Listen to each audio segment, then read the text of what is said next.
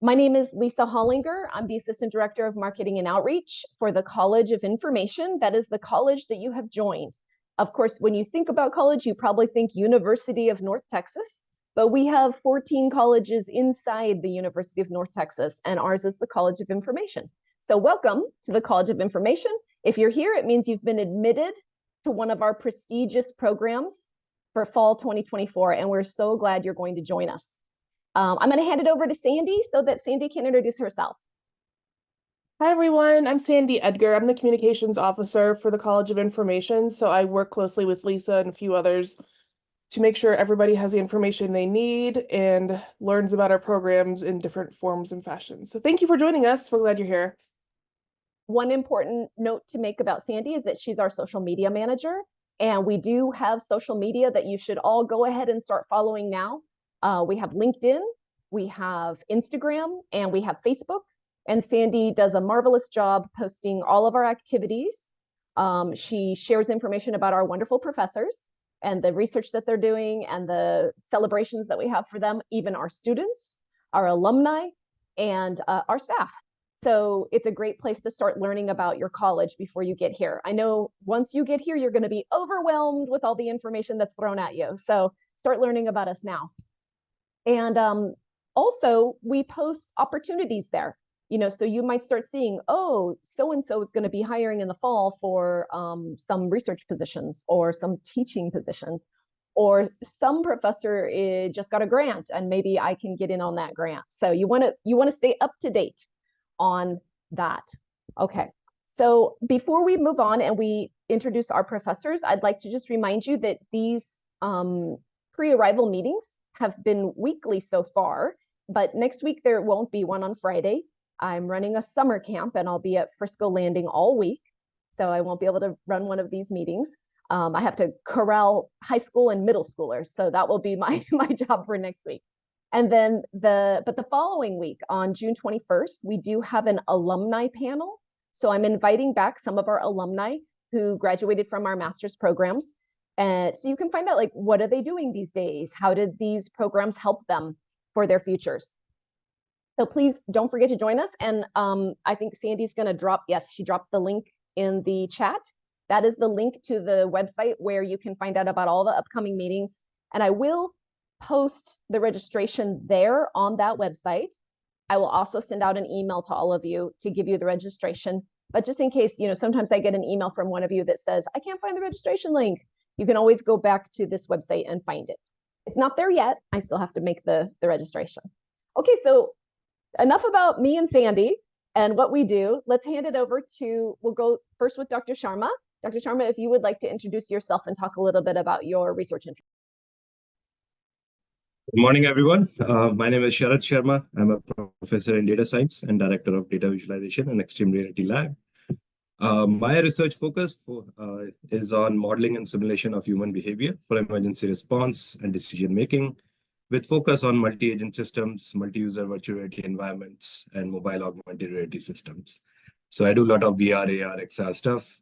I'm involved also in development of this virtual reality instructional modules and augmented reality instruction modules for teaching, for learning, for training, and for several other applications. Thank you and welcome on. Thank you, Dr. Sharma. Dr. Sharma is going to talk a little bit later about, give you more information about his labs, but this is just a beginning introduction. And then Dr. Chen, do you want to go ahead and introduce yourself? Yes, sure. So hello, everyone. So my name is Haihua Chen. I am currently an assistant professor in data science, and I joined the department as a faculty member in early 2022. So my research is about it spans from like machine learning, natural processing, text mining, information retrieval, and a special focus on data quality and model testing for data-centric AI. And also I try to apply the computational method to build real-world applications in several domains such as education, healthcare, legal intelligence, and also cybersecurity. And also, I am currently leading a team. I call my name Intelligent Data Engineering and Analytics Lab. So in short, it's IDEA. We call it IDEA. So IDEA is that. So I want all my students have some creative ideas and crazy ideas that we can work like that we can work together.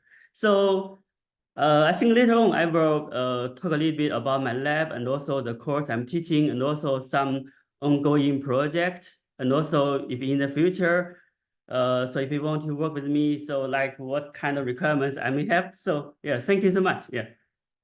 Thank you, Dr. Chen. Excellent.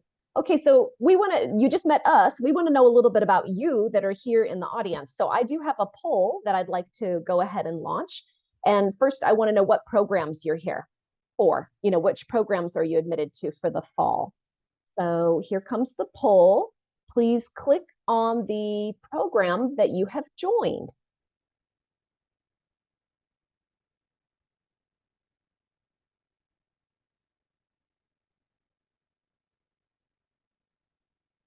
It looks like we have 14 out of 20 who've answered. Yes, there we go. More people are answering now.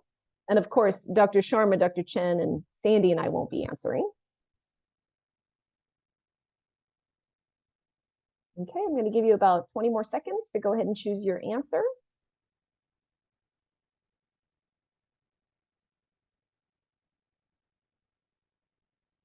Great, I'm going to end the poll and I'll share the results. So as you can see, we have the majority of the people here, 44% are from the MS Data Science program. And then we have another 39% from the Information Science program and about 17% from Health Informatics. So we welcome all of you. If you've gotten into these programs, that means that you are probably a stellar student. These programs are not easy to get into. They're very competitive. So welcome and thank you for joining us in these programs for the fall. Okay, I'm going to stop sharing that. And then let's also find out what kind of background you all have in research. Dr. Sharma, Dr. Chen, and Dr. Ding, who hopefully will be joining us, have a lot of opportunities, and other professors too. But, what have you done in the past that you could bring for them? So let's see. Here's a research poll, and there's several questions. So go ahead and answer all the questions. And don't be afraid to say no for the first one. A lot of undergraduate students don't get a chance to do research.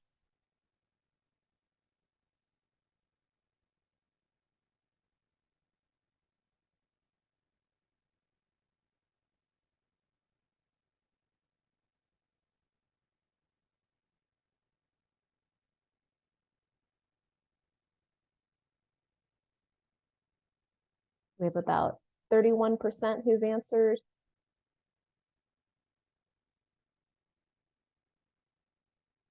The 8% now.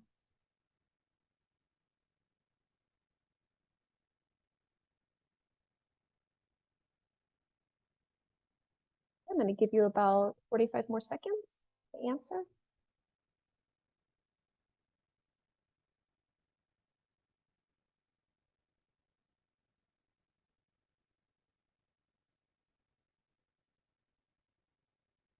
Okay, so let's see what kind of answers we have here. So it looks like most of you have not been involved in research yet, but that's no problem because our professors are really good at helping you learn how to be a good researcher. 3 of you have been involved in research. I'm interested, those 3, if they want to share the topics of their research in the chat. Go ahead and drop the whatever topic you did in the chat. And then the second question is, what skills or characteristics do you think are most important for being a research assistant? And it looks like it's pretty, I think all these skills are important, and it looks like you do too. Only 5 people chose dependability. I hope that you all understand that that's very important as well, right? Dr. Sharma and Dr. Chen, when they say they're going to be there, you want them to be there. And when they say they're going to do the work, you want them to do the work. Are there any other skills, Dr. Sharma or Dr. Chen, that I didn't mention in this list that you think are extremely important? Obviously, besides knowledge. Yes, sometimes it becomes more technical. So yeah, if they use any particular skills like data visualization or analytics or looking into other engines. Okay. Could be BI, Tableau, could be Unity. So depends on the specifics of the project. Okay, great. Dr. Chen, did you want to say something too? Yes, I think in addition to the skills listed here, I think that's very important. And also I really care about the motivation. So I really want the motivated student. So even though you don't have technical skills or enough background, if you are willing to learn, you have strong motivation, okay, you are going to put your effort. I think that's good for me. So because I'm willing to teach my student from scratch. So I mean, you only give the student maybe one semester, okay, to get familiar with what kind of skills I need. So yes, I think the motivation is very important, and to be aggressive to the professor, okay, say, and you try to learn from the professor, okay, what do you want to get from the professor, not just the professor push you, okay. So like what things going on, something like that. Yes, I want really like a student with strong motivation. Yes. Okay, thank you, Dr. Chen. I think strong motivation is important in any aspect of our lives, right? For studying, for doing research, for working, everything that we do, even in our families and even in our hobbies, maybe. Yes. Okay, so it looks like out of the 3 people who said that they had done some types of research, some of them had done poster presentations, or perhaps it looks like we've got publications. I'm not sure if people have actually done these or they're just saying that they would like to do these, because a lot of people are answering this, and conference presentations. Now, we do have 8 people saying I haven't done any research yet, but I am excited to both do and present my research. And luckily at the College of Information, we give students, the professors and also the college and your department will give students opportunities to do these things throughout the year. Okay, I'm going to stop sharing that. And then we're going to go on and, oh, just from the chat, I see, thank you, Sandy, for answering back to Sudeep. Sudeep looks like Sudeep did fuzzy and MCDM technique with derived results. Do either of you know what that means? I don't know what that means. Yeah, it's fuzzy logic. That's good. So we have done a lot of work on fuzzy logic, modeling human behavior. So you model these variables when you can't quantify them. So there are some variables like tall, short, they are fuzzy variables. So that's good. Seems like people already know a few things. Okay, that's so it's not just fuzzy vision like I have now at my age. Okay. All right, and then another person says, thank you for answering, Sandy, answering him back, or her back, whoever it is. It says, I'm from mechanical and research on diesel engines using biofuels. That's pretty cool. So it'll be a different kind of research in the data world, right? We're not going to be handling fuels or anything like that. Okay, so now I'm going to give Dr. Sharma and Dr. Chen both a chance to present their labs, their information, and we'll start with Dr. Sharma, but before you start, real quick, I just see another message in the chat talking about colliding galaxy with image processing, a research paper about, what's that mean? Any idea, Dr. Sharma? Oh, colliding galaxies. Oh, yes, probably Dhruv can explain it more if he has audio at his end. Okay, so we'll give Dhruv a chance at the end to open his mic and say something. Okay, so go ahead, Dr. Sharma, and take over. Let's hear what you have to offer.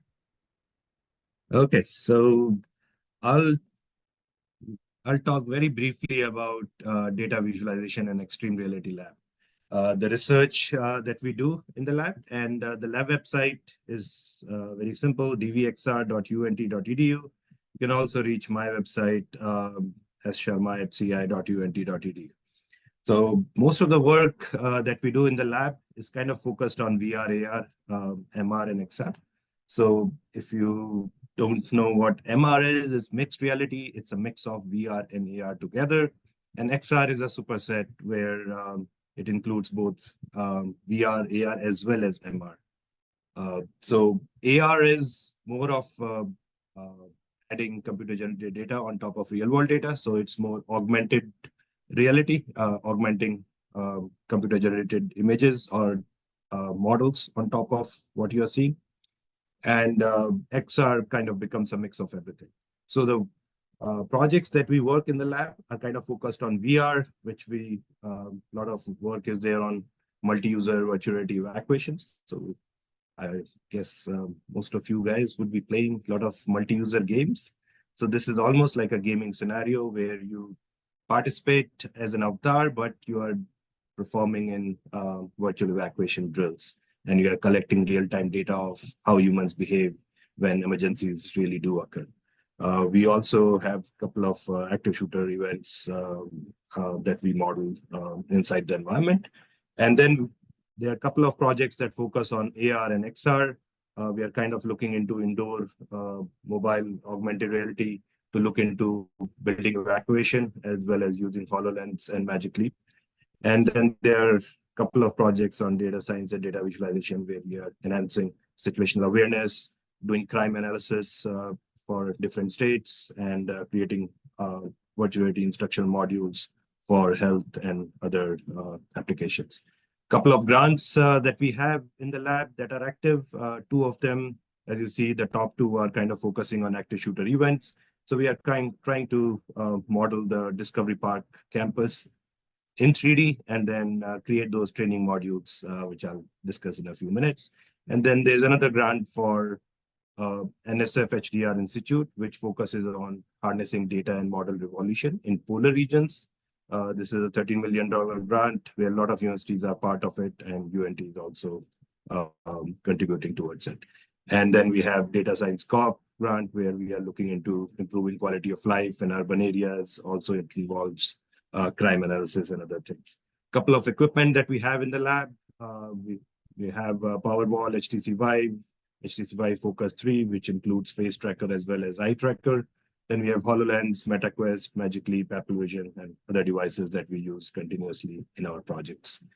Talking about the active shooter project that I mentioned, which is being funded by NSF. Two of the grants are kind of focusing on it. So we are kind of creating two kind of modules. One is civilian module, and another one is security personnel module. Civilian module is based on Department of Homeland Security protocol, run, hide, and fight. And then for security personnels, there are other 4 modules. So these are a couple of snapshots for the modules. This is for security personnel module. The first one was for run, hide, and fight for the civilian module. Let me see if I could play a little bit of video for the run, hide, and fight mode. This is where MetaQuest Pro is kind of linked with it. So you can open up the environment, you can pick up the controllers and use it. So active shooter events are not emergencies that can be reasonably anticipated. However, these events do occur more than we think, and there's a critical need for an effective emergency preparedness plan that can increase the likelihood of saving lives and reducing casualties in real life. So there has been a major concern about the lack of tools that are available for modeling these situations. So over the past few decades, VR training for emergency response has been recognized as a novel alternative for disaster preparedness. So as you all know, it's not practically possible to create real-time emergency with fire and smoke and ask people to evacuate. So VR becomes a great platform where you can conduct these studies as long as the environment feels real, as long as there is a sense of presence. So in the interest of time, I'll just carry on. There are a couple of other modules for security personnel modules, where you can go and look at situational awareness, rescue task force, and other modules that are part of the environment. So let me just skip over a few things and move over in the interest of time. There are instructions. So this is all linked with Oculus, which is now MetaQuest Pro. And you can use your controllers and hands inside the environment to open up the door and enter the environment or interact with the objects inside the environment. So out here, you would see the person is opening up the door, literally picking up or holding up the doorknob and opening it up.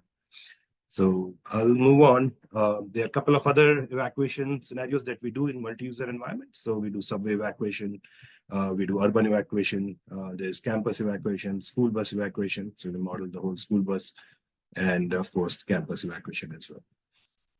Apart from that, we are also creating mobile augmented reality applications where you can use your phone or your tablet to show the evacuation plan of the building. So let me play let's play a video over here if we can. I'll play all the 4 videos. This environment is kind of created in a gaming engine called Unity. And because it's developed in Unity, you can export it to different platforms. So the first video is for HoloLens. Second video is more looking into a tablet and looking into different features. So the idea is whenever you see a permanent sign in the building, it acts as a marker from the technical point of view. And basically you open up a camera and you put it in front of, or you move it around and it will project out the floor plan, and then you can interact with the floor plan. It will show you your current shortest path from your current location. And it also shows the alternatives of what paths you could take if the exits are blocked or you don't have access to that site.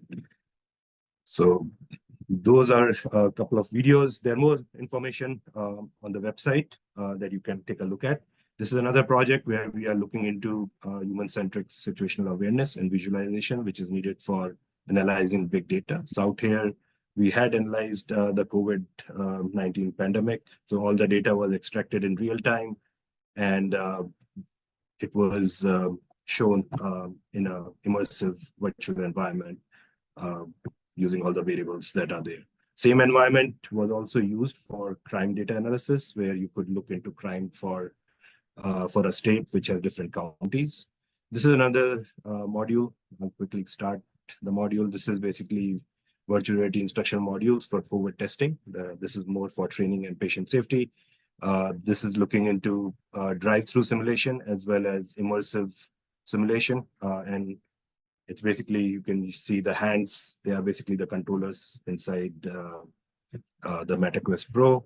Or these days, you can actually use a hand gesture itself to navigate inside the environment. So in the interest of time, I'll move forward. And the last environment I wanted to talk about was a megacity environment, where you can enter the environment either as a medic or as a doctor, as a fireman, or as a soldier, and you can participate in the collaborative environment to train for emergency situations from different perspectives. It also includes a lot of AI agents inside it. Each AI agent has different behaviors that are implemented on top of it. They're based on Army protocol, green agents, blue agents, which have different kind of behaviors, hostile agents and non-hostile agents. There's a small simulation looking into that using Oculus Rift, which is MetaQuest Pro now. And this is trying to take care of the active shooter in a megacity environment. And let's see.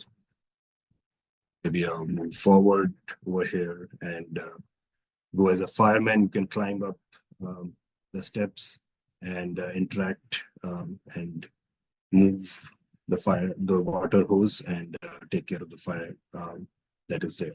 So it's more interactive. So that's very much what I wanted to cover in 5 minutes. I hope I was able to convey a few things about the DVXL. Thank you so much, Dr. Sharma. Thank you. Your research is so important and so interesting. I do want to assure all of our audience members, all of our guests, that although the focus is emergency response and all of the problems that happen in cities, Denton is voted every year the safest college campus. So don't let it make you think we have some specific problem. This is for the entire world, right? The research you're doing is to help cities all over the world. Correct. Yeah, okay. Very true. Thanks for adding that note on top. Yes, but it is important and it is necessary. And you're so right. It's not safe to simulate this environment for actual humans. That would not be ethical. So we have to have these other ways to do it. Okay, so thank you, Dr. Sharma. Dr. Chen, would you like to take over and talk about your research in your lab now? Sure, no problem. Yeah. So let me share my screen. So I do not have a slides, but I have the lab website. I will go through the lab website and talk about my research. So as I just mentioned, so my lab is called Intelligent Data Engineering and Analytics Lab. So my lab is mainly deal with data. So we're trying to work on explore effective and efficient method to access interaction, analyze large-scale distributed heterogeneous and multimedia information. And as I just mentioned, we try to build them high performance and reliable intelligent system using machine learning, natural processing, data mining, information retrieval. And also we focus on the data quality and model testing. I think that's very, very important for current AI systems. So the domains we are working on like include education, healthcare, and legal intelligence, and cybersecurity, and so on. So here is a team. So now there are two faculty members, including Dr. Zhang Mingchen and Dr. Junhua Ding, so as the co-advisor of the lab. And also now I'm currently leading one PhD student and 5 master students in data science and information science. And in the 4th semester, there will be 2 more PhD students join the lab and also 2 more master students in the job, in the team. So there will be like around 10 members in the 4th semester. So the project we are working on, so let me show the project web page. So if you are interested in on my project, so here in this web page, I show the major project I'm working on. The first is innovation detection and analysis for interdisciplinary like research, where we try to identify the main factors of science and developing practical models to capture its innovation and to provide a broader perspective on measuring and analyzing the innovative nature of science. So in this project, our data is many of the scientific articles. We collect large-scale scientific articles. We try to extract the knowledge from the articles, like we try to extract the research conditions, the research method, the topics, and the data set, and the conclusion future work. And by using all the knowledge, we try to measure the novelty and the innovation of the paper. And also, especially if we focus on the interdisciplinary innovation detection. So in the future, we may also use some technology like the large-scale pre-trained language model-based method. So here we already published some papers. If you are interested, you can also refer some of the papers listed here. So the second part, as I just mentioned, data quality is very, very important for machine learning and the AI system. So in this project, we really try to focus on build the high performance, fairness, robustness, reliability, machine learning and AI system from the data perspective. So first, how to create a high quality data set for the machine learning and how to evaluate the data quality from different perspectives, like because we have many dimensions for the data quality. So how to select the proper dimension for a specific AI system, AI application is very important. And after quantify the data quality dimensions, how we can enhance the data quality to assure the model training and evaluation. Okay, so we try to, in summary, we try to focus on assessment, assurance, and improvement of big data to build high performance machine learning system. So the third part is try to build high quality and data-driven legal intelligence system. We also published several papers on this topic. So now I'm also looking for students who can join this project. So in this project, our data meaning is about the legal judgment. So the legal cases. So from the legal cases, we try to extract the important information such as the legal elements. So like the legal element, legal argument, and also the other information from legal cases. So our ultimate goal is try to enhance the retrieval, okay, to enhance the retrieval, evidence generation, and argument mining, and also summarization. So to better support the legal decisions, intelligent legal decisions.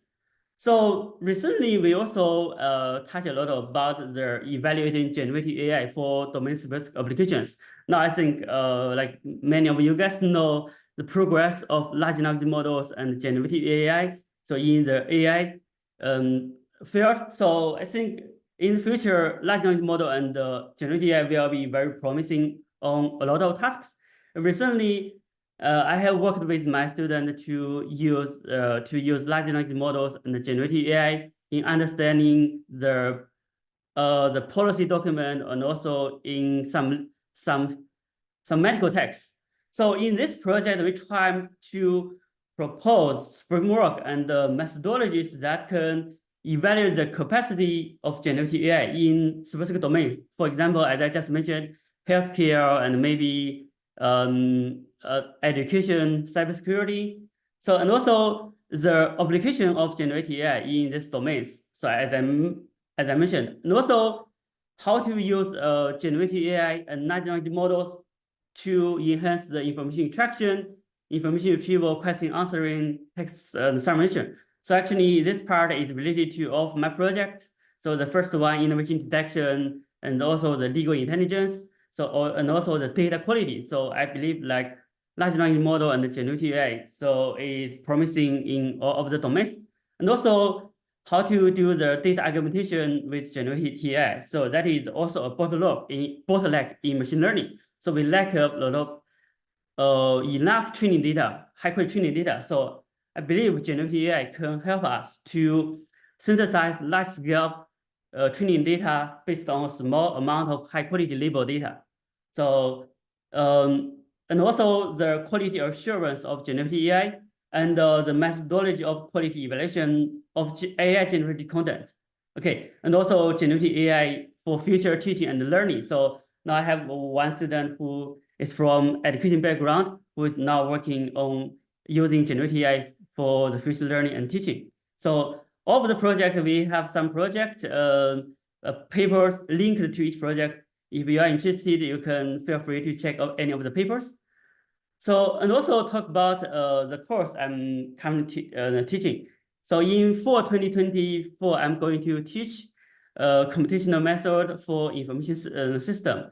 So currently in summer, I'm teaching Info 5810. It is called data analysis and knowledge discovery, where I mainly talk about data mining. So so using RapidMiner and also Python. So because I'm also co-affiliated in health informatics, so I'm in the spring 2024. I also designed a new course as like that is the first semester of the course, application of AI in healthcare. So where I talk about different AI technologies that and applied in the healthcare. So in computational method for information system, I have been teaching for more than 3 years. I mainly teach about how to use natural language processing, text mining into dealing with text data. Okay, so also I want to mention that to build a strong team, so I also try to organize some events that's for my students. So in the past, we have been participating some conference together, and also participate sometimes like workshops and tutorials, and also we have the regular gathering every semester. So now most of the master students they work with me. I can guarantee that they have at least one publication with me. So as I just mentioned, the student I'm looking for is that okay. So you really have strong motivation to do research, and also I will give 3 months or 1 semester for you to learn. So during that time, you will work as a volunteer. So as soon as you gain enough skills and knowledge, that can be helpful for the project. I'm trying to secure a paid position for the student. Yeah. So that is the mainly I want to talk about my lab. So just feel free to let me know if you have any questions. Yeah. Thank you. Thank you so much, Dr. Chen. That information is so helpful for students. I can't tell you how often I get an email from a student who says, how can I get involved in research? And now you just told them, you know, you may want to join one of these projects as a volunteer first, gain some skills, and then you're in a position where you've shown Dr. Chen, you know, what you can do, and you've shown him that you learned, and then when a paid position comes open, you have a better chance. Right. Great. And I also love that you said motivation is so important. I agree, motivation is very important. Things don't come to us unless we work hard for them. Yeah, thank you. Thank you, Lisa. You're welcome. Okay, Dr. Chen, thank you so much. We're going to move on to Dr. Ding. Dr. Ding was able to join us after an important meeting that he was in. So Dr. Ding, you want to take over?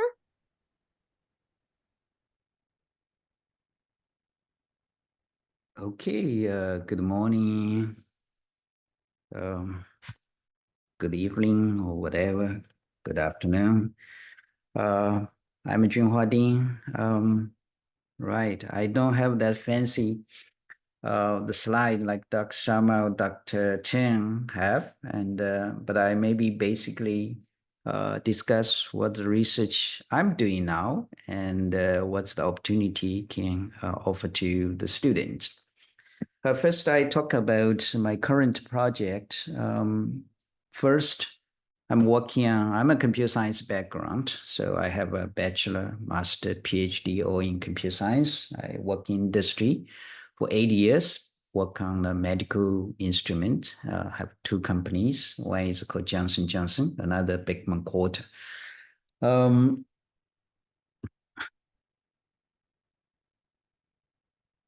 Okay. So now I work on first is about the quality, data quality. Data quality evaluation is we focus on from statistical method to understand how the data of collection. Data collection is from collection not only just individual data in the how this connection of data impact deep learning, especially nowadays we focus on large language model. Okay, large language model. So we looking for the how this residue the change during the training, and then how that will be associated with the final performance of the machine learning target. Okay, that's the one thing what I'm working on. I basically just myself working on this. So if you have a strong a statistical background, this might be a really interesting project to work on. The second project I'm working on is we have several students now working on. We also have several undergraduate and graduate student. We have a PhD student working on this. It's automated software engineering. That's for automated software engineering. I have been working on this for more than 30 years. When I was a graduate student in China, we have a state lab that is probably at that time was the best lab in the world on automated software engineering. So now, of course, originally we focus on the former method, right? Using a mathematical way to refine the specification to the implementation, finally to generate the code, to generate the implementation. There, the most important results so far we can get is one is model checking, right? Model checking, and the model checking has become a very practical tools for hardware, software verification. And my PhD dissertation and also my master thesis all related to model checking, especially on compositional model checking. So nowadays we move to this generative AI and using generative AI to automate the software engineering. What I'm doing now is actually try to analyze the feedback and then using mathematical way to how to generate that the prompt to help to refine the software implementation. That's only just the basic idea at this moment. So the project is just started. We have a pretty good idea, and hopefully we have some good result. Okay, hopefully have some good result.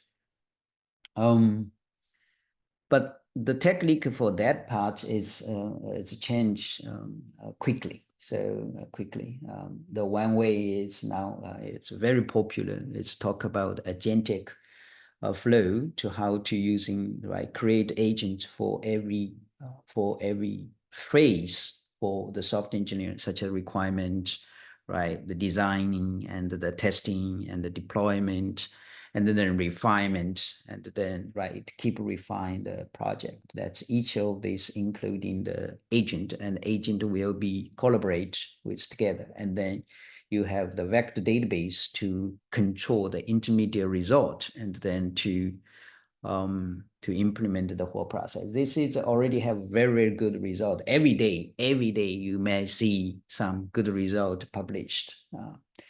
That's the project I'm working on, and I have a PhD student working on this. And another project I'm working on is called related to medical devices, medical computing, biomedical computing, because that is what I'm really interested on. This is because I work in the industry, I said, since 2000, year 2000, before many of you actually even born. I work in for the blood analysis. I probably few of these experts who really know how to do all of this, every kind of the blood analysis, including blood as well as the blood cells. And I also started my own company to work on this, on the flow cytometry, and then developed different kind of flow cytometry. And so I work on this for many years, but then since about 15 years ago, I transferred to, originally we use a more chemical way to analyze cell, but then I convert to do optical. So using nether and as well as using the diffraction image to analyze the cell signals. So what I'm doing now using the similar idea, but instead, because I don't have the research lab to do this type of specific related to this blood, right? We don't have the lab to handle this blood, and because we don't have the medical school here. But instead, I using the methodology to work with my research collaborators. So we are actually working on, focus on is this blood pressure detection as well as glucose analysis. The glucose and blood pressure, they are actually associated with, that all associated with the heartbeat. So we're using this optical sensor to take it, right? We actually using this is about cuffless, not using the traditional cuff-based detection. So we're using optical laser beam, and then to detect the volume change, and then use the volume change to analyze, to measure the blood pressure and the glucose. Many big companies such as Samsung, Apple, and Microsoft, Google, all working on this. Have been working on this for many years. Billions of dollars already be spent, and then the accuracy is excellent, right? It's as a toy, there's no any problem, but unfortunately, as a diagnostic purpose, that doesn't work, right? And probably in the next 10 years, we won't see much result will be reached to diagnostic or clinical requirement to meet the trigger. So what we're using a little bit different idea. I don't want to talk too much about this, but it's very interesting, is because we focus on data driven. We focus on data driven and how to, because I also work with some research in Google, because I have actually the student now is originally graduated from the department I used to work. So we have some connection. He's now a director for research related to this topic. So we have some collaboration on this. So that's the third project I'm working on. And I also have one PhD student working on this. And now we have several grants actually support, NSF grants support for this. We have one is related, I'm PI for the Hispanic Serving Institute research, that proposal. And we also have called the ECAT, that is basically we're working on autopiloting, but my research for that part is of course on the quality assurance of this this autopiloting technique. That the project is supported by NSF for 5 years, $2.25 million grant. And we also have other small grants related to cyber security, that's from DoD, and but it's a small project that I'm working on with other other institutions. So okay, that's basically all I have. Thank you, Dr. Ding. All of that research sounds very important for the future, very important for people, for companies, and for all citizens. So I appreciate that you are working on important projects like that. If I'm a student in this audience and I heard something that I was really interested in from you, what's the best way? How do you prefer students contact you if they want to work on projects with you? Oh, okay. It's interesting because every day I got the email from a Yes. student, and uh, It's now overwhelming, right? When you get so many emails. And I so want to how say can they this stand is, out?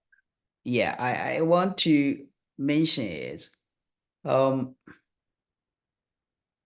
we have to change the mentality. For some of the students, they actually send us email, seems okay. You see, it's basically some student want to work for volunteer. Why don't actually let me to get into your group? And I'm volunteer. Unfortunately, now I even don't text. I believe Dr. Sharma, Dr. Chen, same thing. We don't take any student. When you talk to us, you might be really know what I'm doing and what you want doing and what I can help you to do something. Not because you find my name in the website and you need something to do it, and then send email, say, Dr. Ding, I want to work on this project. Your project is interesting. Okay, come on. Now, I Okay, so even don't actually take any volunteer student, okay, except you show me your motivation. I don't need you to be a strong research background. Okay, you already published 1,000 papers, you already did, right? Got about $10 million, okay, award from them. Doesn't matter, okay? Then to be honest, you don't need me, right? So it's something actually you think you can learn from us, and you can actually contribute to us, and we can work together, and we can help you to learn. Basically, we can help you to learn, not because you help me to do something. I don't need you, to be honestly, to help me to do much things in the beginning. Maybe in later on, if you're a PhD student, you work on, right, you have prepared, you understand my project, and then you can contribute, then I will pay you, right? I don't really use your free label. But before that, I need you to feel, okay, I really want to work with this group, and I want to learn from you. I work pretty hard. I need a student who understand my project, and then you really want to work with us and be motivated and hardworking. okay. That's the thing, okay? Okay. And then just send me email. And Yeah. if you send me just a general email, some student they send, okay, with 100 recipients, and then I will not respond, to be honest. Most professors will not respond to you. Okay. All right. So your explanation actually puts us to our first student question that we have. Now we're going to go to the faculty panel mode. And I did hear you, Dr. Ding, you said you want to see motivation. You want to see that they want to learn something from you. And you don't just want them to spam you with emails that are general and sent to many professors, because you don't have time to answer all those emails, right? So Dr. Chen said that he also wants to see motivation and hard work, both of you. And Dr. Sharma mentioned technical skills. And Dr. Ding, you also mentioned statistics background is helpful for the work that you do. So Dr. Ding, Dr. Sharma, Dr. Chen, would you like to add anything to that? What other qualities do you look for in a research assistant or somebody who joins one of your projects? I would say the most important thing is the person should be willing to learn, and should be hardworking. Should be looking for working on things, trying to find solutions. So I like working with students who would like to keep the door open of learning. So if you keep the door closed, oh, I don't know, I don't want to learn, I'm just doing this just because I want to get some money. No, nobody wants to hear that. Although it's true, I agree. But when you're working, whatever work you do it with the best interest and best hard work. That's where the bottom line becomes. If you are willing to learn, the world will help you. Dr. Chen, did you want to add anything? Yes, I think I want to add something about my experience. So actually, I also received a lot of email from students, and it seems that all the students use the same template to send the email. Okay, it seems that they know everything. Okay, I know machine learning, I know deep learning, I know AI, I know everything. But actually, according to my experience, I really spent some time in the beginning. I talked to a student. I said, okay, you mentioned in your resume that you know this. Could you please show me a little bit? So the project you have done, and then what you can do, and then could you please even share your experience, your opinions on that? And I found 90% of the students know nothing, really. So after talking to them, I saw they know nothing. They just list everything on their resume. They mentioned that I know everything. It seems that maybe their background is much more stronger than the professors, right? So then I think what I mean that, okay, it is fine that you do not have the background, do not have the experience, just to be honest, okay, say, Professor, I have this basic knowledge and I'm willing to learn, I'm willing to spend my time. And actually, after I took my time, as I mentioned, I give students 3 months for them to learn with me. And 90% of the students will quit after 2 weeks. So then that's why you can say that in my lab, so I only have very, very few students. That's the really excellent students. They will constantly have a weekly meeting with me and report the learning progress. And then I can see the learning curve. So they're really growing. So after joining my team. So I don't want like some students just came to talk to me, say I want money. So I have strong skills. I know everything. I just want money, but cannot really contribute anything to the lab. Okay. Thank you, Dr. Yeah, thank you, Dr. Chen. There is a question directly for Dr. Ding in the chat. I'll let Sandy go ahead and ask it, please. Sandy, can Dr. you go? Ding, so Veronica is asking, what do professors look for in students when detecting motivation? And then how do professors determine which students are motivated at the level required? Right, that's a good question. Is for us, right? I give you one example because every semester I probably in the beginning I work with probably 10 students, something like that. 8 of them just I say, okay, we need to meet at least once a week, right? And you show me what you have done.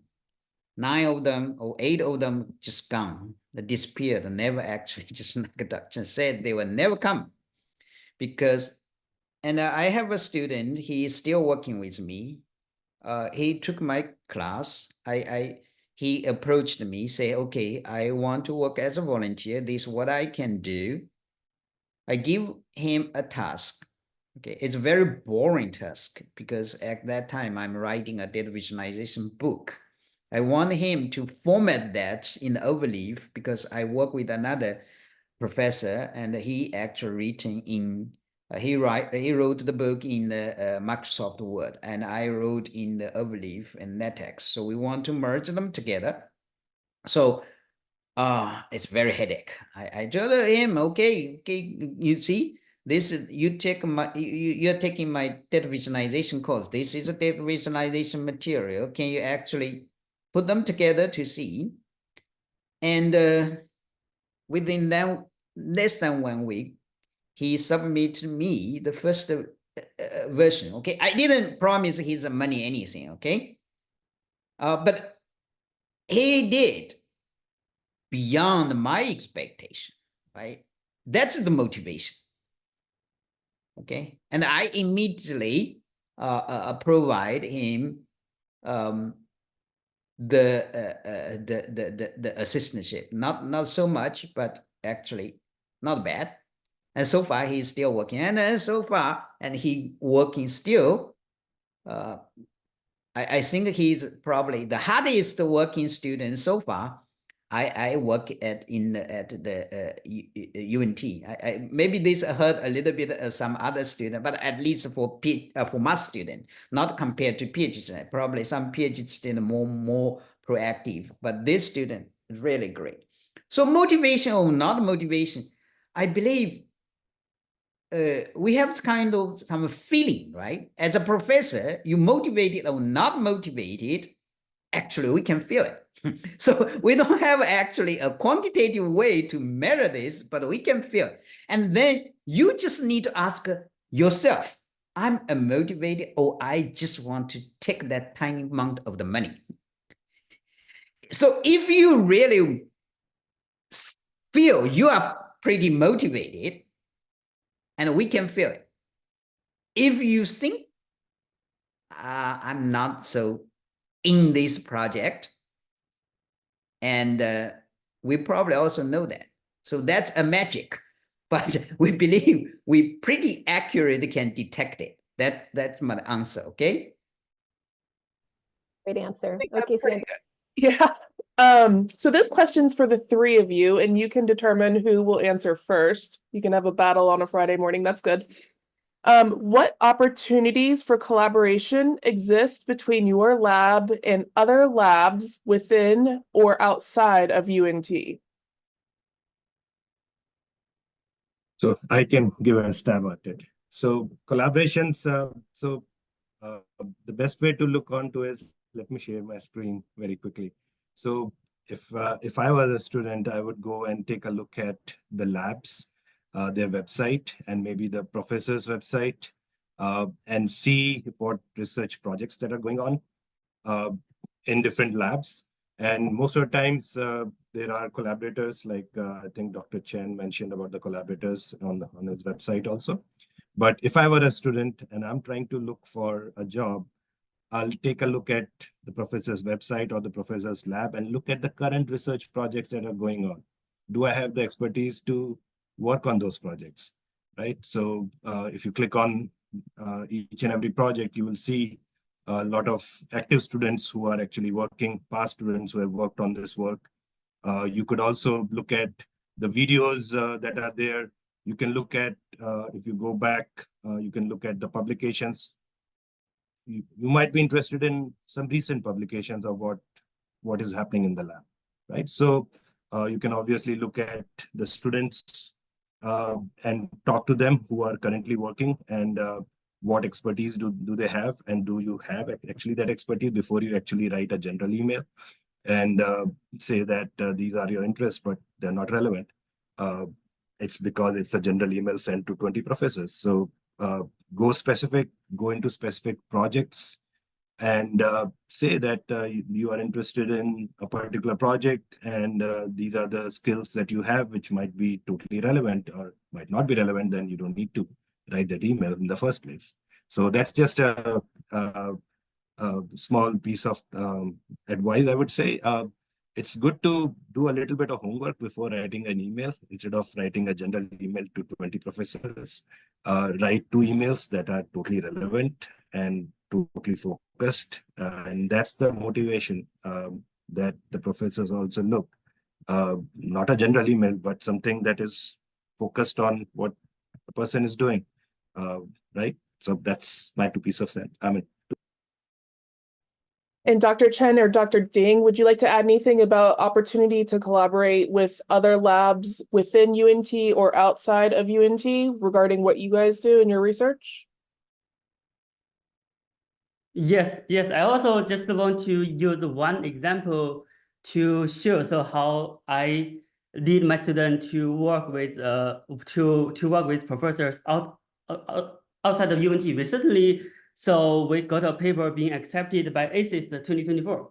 So and I plan to take my student. This is a master student in data science. So I plan to take him to Canada to attend the conference. So in the beginning, so he joined my lab in fall 2023. So he was a very motivated student. When he came to my office first day, and he expressed his interest to go for a PhD program, and then his interest in in learn machine learning, deep learning. And then at that time, I'm actually not sure. So whether he can help me with some project. And then I put him on one of my projects. So I worked with a professor from UTK and also a professor from the Western University in Canada. So I'm now, at that time, I was looking for some student who can help me on that project. And then I put him on that project. And actually, I just gave the idea guideline. Okay, so like you need to do this. And for specific stuff he need to work with, he need to have a meeting with the two professors, because both of them are from library science. So they do not have enough technical background. So then I found after one semester, so he really have finished all the stuff. Okay, learned, so from the scratch, I try to learn large language models, learn ChatGPT, learn the API, how to use it, and try to run all the experiment. And every week, he will submit a report. So, hey, professor, this is what kind of experiment I have done. So I'm looking forward to your feedback. And then after I give the feedback, he continue working. And then finally, we are able to finish the paper after one semester. So we submitted this paper in the beginning of this year. So the paper was accepted. So I just want this example to say that, okay, so we have a lot of collaboration, either outside the UNT or maybe with some professors in the other college at UNT. So like if you are interested in any of the projects, so we may either need to place you to one of the projects. But what we need you is that, so with strong motivation to learn new stuff and also better communication skills, that you can work with some other professors and to figure out how to solve the problem. Okay, yes, I think that's my opinion I want to add. Okay, thank you, Dr. Chen. There is a new question in the chat. Veronica, would you like to unmute and turn on your camera to ask? Would you like to do that? If so, I can create it so you can. I'll stay off camera to save everybody the horror. Okay. But by the way, hello, Veronica. It's nice to see you. Veronica's one of our College Leadership Board members. Hi, Lisa. Hi, everyone. It's really nice to see you. And Dr. Sharma and Dr. Chen and Dr. Ding, thank you. This is really exciting. So I'm a new grad student. I've not done any formal research. I've done some for my undergrad, just for a class doing research papers. I don't consider that anywhere near on the same scale that that would be required to work with the three of you. And so I'm looking into research projects, and to be very frank, all three of you have projects that sound exciting to me personally. I was wondering, are there any programs or mentorship opportunities or anything put in place to help bridge the gap between an absolute newbie as myself to be able to contribute and learn under the three of you and work on some of the projects that you guys are working on from someone who has no background in this whatsoever? Oh, I can take a step at it first. So that is the most important thing, I think, is the willingness to learn. And most of the students, I would say personally, who have worked with me, they didn't knew most of the stuff that I do. I do VR, AR stuff. And I would say 90%, more than 90% of them, they had no background when they started working with me. So there's always a learning curve when you learn something. And the learning curve is also with me. I'm also learning. So there are new things coming every day. In the market, there will be new technology tomorrow. So everybody is here to learn, and sometimes we learn together. So most of the times, actually, we learn together while we are working in the lab. So the idea is not about that you need to know everything before you join the lab. It's a process of learning together. And as I said earlier, the only thing that I personally like is people who are willing to learn and who are willing to spend time in the lab to learn things. It's always nice for professors to have students who are willing to learn. They can spend time with them and make them learn. And especially if they are PhD students, we all know that you won't be leaving after 1 year after completing masters. So we can spend time together, and that helps everybody, right? So I'll pass it on to Dr. Ding if he wants to add a few words. Yeah, I agree with Dr. Sharma said. Okay, the very important I just in the beginning mentioned is, right? You have the attitude to learn, and you have the motivation to learn, and you don't need to be okay. I already independent research. I already can do this, can do that, can do that, and then I just need.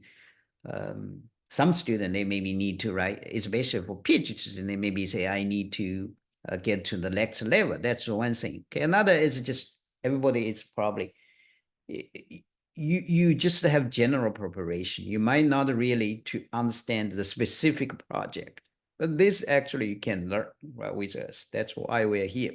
We learn. And you have to have the plan. But here you talk about whether we have the mentorship or other. We don't really have the class and then to training of you, but actually you can work on the project, work with other PhD student or a senior student. We work with us ourselves, the professor, and then to start with the small project first. And I believe you are definitely not actually is so new because you already read some paper. I believe many of other students, even they never actually read the serious research paper before they join us. Okay, I think that's totally fine. You come here as try to learn. Okay, so as long as you have the attitude to learn and you work hard, and then should be enough. And of course, you maybe have some deficiency to do some project. At this moment, we can actually maybe offer you advice. You need to take some online courses. You maybe to read some papers, to self-learn some materials. Or for us, we have the every week we have 1 or 2 seminar, and then we work on that. And then we try to understand the students what they needed, and then we share some idea. We will learn together. So the very important is you need have a good attitude and hard working. To be honest, I for myself, right? I'm for professor, and I already working on this area I working even in the university for how many years? Too many years. Okay, 17 years. Actually, already 17 years. So I cannot believe it. And but I still working pretty hard. To be honest, I probably actually. I don't say I work harder than all PhD students, but actually I probably work much more hours than most our PhD students. I just say on research, not actually I doing other stuff. So I think the hard working probably the most important. Okay, and not actually how much you already learned. And then just Dr. Sharma said, okay, what you already learned, something maybe obsolete very quickly, So, so we have to keep learning. That's very important. Okay. And it sounds, Dr. Ding, like the mentorship and the training opportunities happen within the lab once or within the project, in the project once they start working with you. Right. Yes. Yeah. This is for individual, right? Some of the we can match some students, such as PhD student, they can work with. For example, now I have a couple of these undergraduate students who working on this the automated software engineering project with, and then I already have a PhD student. She already working for a couple of years, and then they can work together, and then read some paper, get some tutorial, and that then work on hand on some small project in the beginning. That this training is different to in classroom training, right? It's not actually we have a class, then you do this, you have the writing, this abstract, the keyword, and to get the keyword and write the introduction. We don't really, probably, I don't think any actually group would like to give that kind of training, but you get the training through working on the project. That's basically what we provide. Nice. Dr. Chen, did you want to add anything to that? Yeah.